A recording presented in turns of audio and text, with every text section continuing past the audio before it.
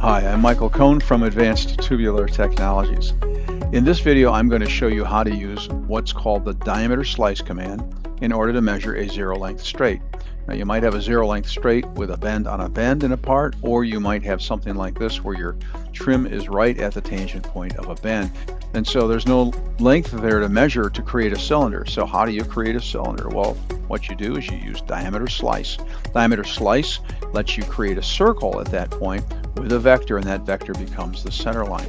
So I'm going to go ahead and show you how that works in this video. Let's get started.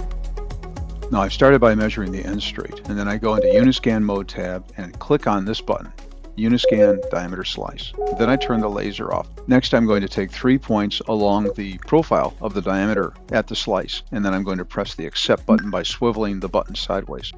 Turn the laser back on, go into Uniscan mode and click on Uniscan cylinder scan, and then scan the next straight like you normally would.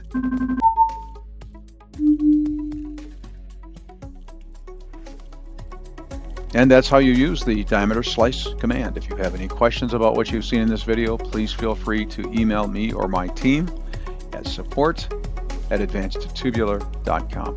Thanks for taking the time to watch this video. Have a great day.